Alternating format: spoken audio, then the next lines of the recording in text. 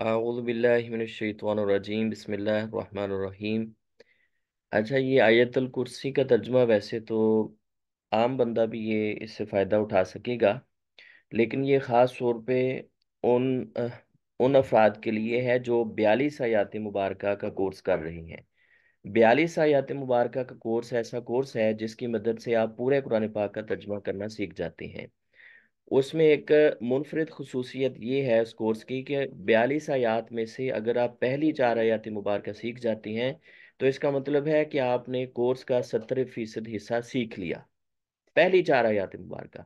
तो जो 4 आयात मुबारक सीख चुके हैं वो ज़रा गौर करें कि हमने ये पढ़ा था कि उसमें 98% तो कुरान पाक में आपको उर्दू मिलेगी ना। 98% उर्दू ही उर्दू है, और बाकी 1.5% ऐसे अल्फाज हैं जो बार बार रिपीट होंगे, और उसके बाद सिर्फ 0.5% ऐसे अल्फाज हैं जो खालिसतन ऐसी अरबी लैंग्वेज के हैं जिसको सीखने के लिए आप अरबी से मदद ले सकते हैं, या आप किसी अरबी डिक्शनरी से मदद ले सकते हैं, या अरबी जानने वाले से आप पूछ सकते हैं। तो देखते हैं। अल्लाहु ला इलाहा इल्ला हुवल हय्युल कय्यूम। लफ्ज़ अल्लाह ये उर्दू में ऐसे ही इस्तेमाल होता है। इसी तरह उसके बाद है ला इलाहा। ला हरफ भी उर्दू में इस्तेमाल होता है। हम कहते हैं ये बीमारी ला इलाज हो चुकी है, तो ला हरफ नफी के लिए आता है, नहीं इसका तर्जुमा होता है, बाज दफा मना करने के लिए भी इस्तेमाल होता है। ला इलाहा, नहीं है कोई इलाह।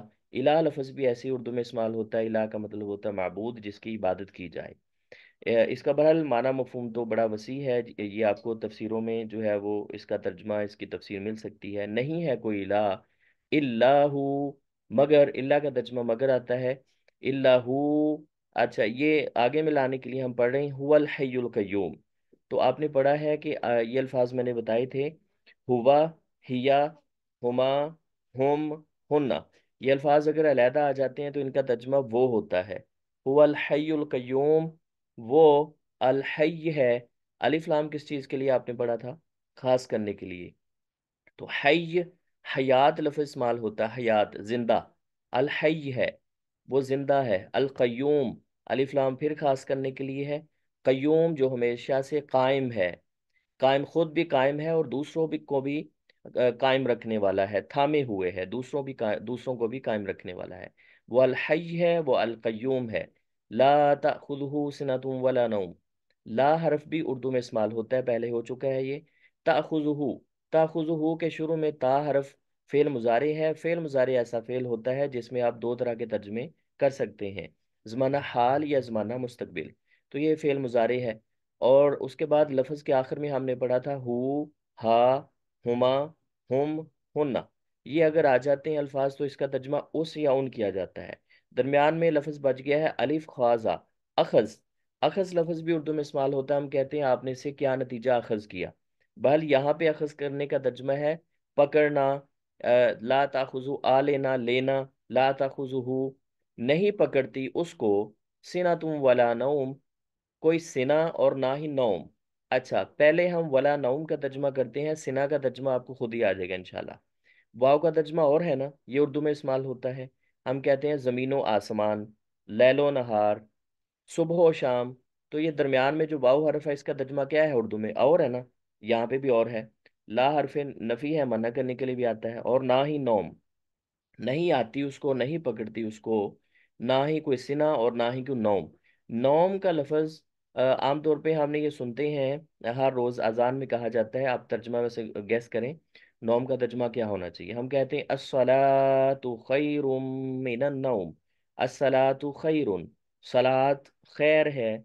ये सुबह फजर की नमाज में अल्फाज जो है वो अदा किए जाते हैं। अस्सलातु खैरुम मिनन नौम, नमाज खैर है, नमाज बेहतर है। मिनन नौम, मिन हरफ उर्दू में इस्तेमाल होता है। मिन का तर्जमा से है। और नौम का मतलब क्या है? सुबह के टाइम बोले जाते हैं ना ये अल्फाज।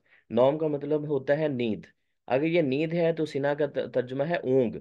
यानी वो अल्लाह रब्बुल इज्जत ऐसी ज़ात है कि उसको ना ही ऊंग आती है और ना ही उसको नींद पकड़ती है, नींद आती है। लहू मा फिस समावाति व मा फिल अर्ज़। लहू, आपने पढ़ा है लफ्ज़ के शुरू में लाम का तर्जमा दो तरह का आएगा कुरान पाक में। या तर्जमा के लिए होता है या यकीनन होता है। यहाँ पे तर्जमा के लिए है, उसी के लिए है। लफ्ज़ के आखिर में आप पढ़ चुके हैं हु हा हुमा हुम हुन्ना, आ जाए तर्जमा उस या उन किया जाता है। तो ये हु एक मुज़क्कर के लिए इस्तेमाल होता है, तो ये किसकी तरफ लौट रही है ज़मीर? ये अल्लाह रब्बुल इज़्ज़त की तरफ लौट रही है ज़मीर। लहू मा फिस समावाति व मा फिल अर्ज़, उसी के लिए है, उसके लिए है। अच्छा, माँ का तर्जमा आपने पहली 4 आयत में नहीं पढ़ा, ये आयत नंबर 6 में जाके आप पढ़ेंगे, तो वहाँ पे 42 आयत मुबारक के कोर्स में, वहां पे ये चीज मैंने बताई थी कि इसका तर्जमा जो भी होता है, नहीं भी होता है, क्या भी होता है, कितना भी होता है। यहाँ पे जो तर्जमा है, जो कुछ भी है, फिस समावाति वमा फिल अर्ज़, आसमानों में। असमावात लफ्ज उर्दू में इस्तेमाल होता है, हम कहते हैं अर्जो समा। समा एक आसमान को कहते हैं, तो समावात ज्यादा आसमान। जो कुछ भी आसमानों में है, वमा फिल अर्ज़, और जो कुछ भी फिल अर्ज़, अर्ज में है, अर्ज जमीन को कहते हैं। ये लफ्ज उर्दू में इस्तेमाल होता है, अर्जो समा के मालिक, सारी दुनिया जहां के मालिक। अर्ज, अर्ज जमीन को कहते हैं। फी हरफ भी उर्दू में इस्तेमाल होता है, फी हम कहते हैं फी सद। इसी तरह फिलहाल, फिल फौर, फिल हकीकत हम कहते हैं। तो ये लफ्ज़ उर्दू में इस्तेमाल होता है, और जो कुछ भी ज़मीन में है। मन, मन हमने पहली 4 आयत में नहीं पढ़ा, भले इसका तर्जुमा जो होता है, कोई होता है, जो कोई या कौन होता है।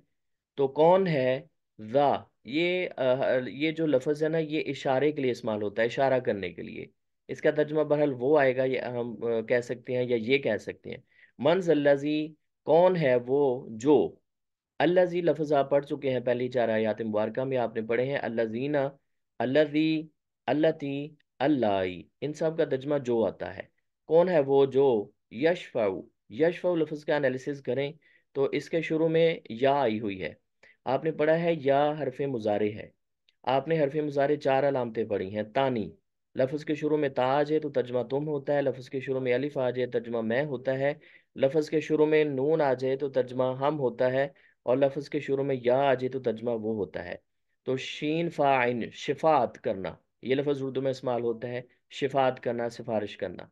अच्छा, इसका लफ्ज़ी तर्जमा होगा यशफा, वो शिफात करता है या करेगा, वो सिफारिश करता है या करेगा। कौन है वो जो सिफारिश करे, शिफात करे? इंदहू, उसके यहाँ। इंद लफ्ज़ उर्दू में इस्तेमाल होता है, अगरचे थोड़ा मुश्किल, हम कहते हैं मुश्किल उर्दू में। तो हु, ये आप पढ़ चुके हैं, लफ्ज़ के आखिर में हु हा हुमा हुम हुन्ना आ जाए, तर्जमा उस या उन किया जाता है, उसके हाँ, उसके पास सिफारिश करे। इल्ला बिइज़नी, इल्ला का तर्जमा मगर होगा, बिइज़्नि ही, उसके इज़न के साथ। आपने पढ़ा हुआ है, ये बा हरफ उर्दू में इस्तेमाल होता है, बिस्मिल्लाह में आपने बा हरफ पढ़ा हुआ है। बिइज़्नि ही, बा का तर्जुमा के साथ हम कहते हैं बा जमात, बा पर्दा, बा अखलाक, बमा लोयाल, तो बा जमात, जमात के साथ। यहाँ पे तर्जुमा के साथ है। इज़न, इज़न क्या, ये लफ्ज़ भी उर्दू में इस्तेमाल होता है, इजाज़त। इज़न इजाज़त को कहते हैं।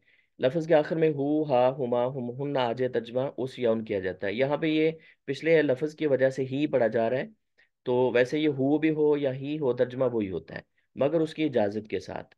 यालमु, दोबारा ये देखें, या फेल हरफ मुजारे है, ये फेल मुजारे की लामत है। यालमु आइन लाम मीम, इल्म होता है जानना, वो जानता है, ये जानेगा, लफ्सी तर्जमा ये है, वो जानता है। मा बैन अयदीहिम व मा खल्फहुम, माँ यहाँ पे फिर इसका तर्जमा जो ही है, बैन अयदी।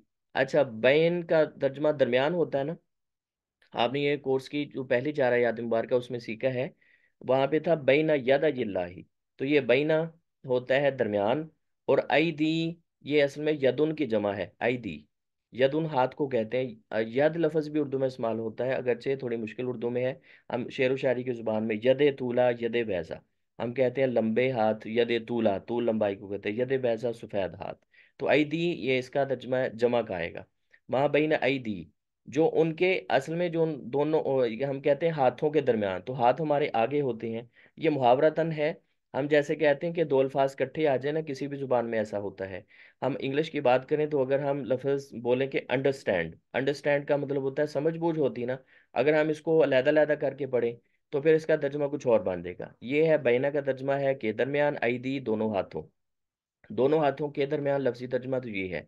लेकिन मुहावरतन इसका तर्जमा देखिए, अंडरस्टैंड को समझे। अंडरस्टैंड का लफ्जी तर्जमा है समझ बूझ, समझ बूझ। अगर हम उसको अंडर को लहदा पढ़े और स्टैंड को लहदा पढ़े, तो अंडर का मतलब होता है नीचे, स्टैंड का मतलब खड़े हो जाओ, ठीक है। तो वो कुछ और ही बन जाता है। जब दो अल्फाज इकट्ठे होते हैं तो तर्जमा कुछ और बनता है। ये मुहावरतन इसका तर्जमा बैना अयदीहिम, जो उनके आगे है, इसका तर्जमा है आगे है, उनके सामने है। ऐदीहिम, तो आपने पढ़ा है लफ्ज के आखिर में हु हा हुमा हुम हुन आ जाए, तर्जमा उस या उन किया जाता है। यहाँ पे ये जमा के लिए है। ये हिम, ये पिछले लफ्ज की वजह से हिम है, जेर है, वैसे तो ये हुम भी इस्तेमाल होता है। जो उनके आगे है, वमा खल्फाहुम, और जो उनके पीछे है।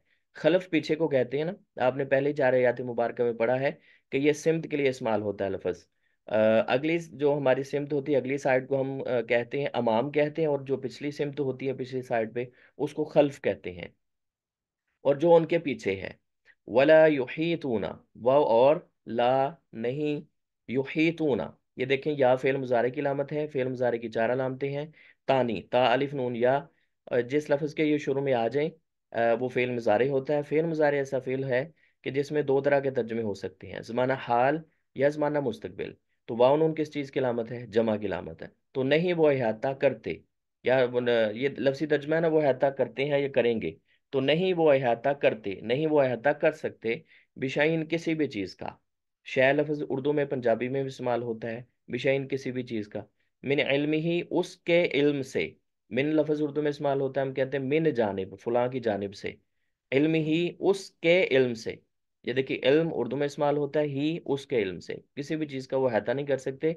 इल्ला बिमा शा, मगर जो वो चाहे। इल्ला मगर, बिमा जो, माँ का तर्जमा जो है, शाह वो चाहे, मगर जो वो चाहे। वासिया, वसी है, ये लफ्ज़ भी उर्दू में इस्तेमाल होता है, वाव सीन आइन, वसी है, वसत वाला है, वसत वाली है। कुर्सी यूहू, उसकी कुर्सी, कुर्सी लफ्ज भी इस्तेमाल होता है उर्दू में। वसत वाली है, वसत वाली है, वसी है। कुर्सी यूहू, उसकी कुर्सी, ये लफ्ज के आखिर में हु हा हुमा हुन्ना आ जाए, तर्जुमा उस या उन किया जाता है, उसकी कुर्सी। अस्समावाति वल अर्ज़, ये लफ्ज भी पहले हो चुके अल्फाज दोनों। जमीन व आसमान से भी वसत वाली है, वसी है। वाव हरफ उर्दू में इस्तेमाल होता है, और ना हरफ नफ़ी है, मना करने के लिए भी आता है, यहाँ पे नफ़ी के लिए है। और नहीं, यऊदहू, ये देखें यऊदू, ये देखें फेल मुजारे है, लफ्ज के शुरू में या आ गया, फेल मुजारे है। नहीं थकाती, यऊदू का लफ्जी तर्जमा है थकाती, थकाना। और नहीं थकाती हु, उसको, ये हु पहले भी हो चुका है। हिफ्जु हुमा, उन दोनों की हिफाजत।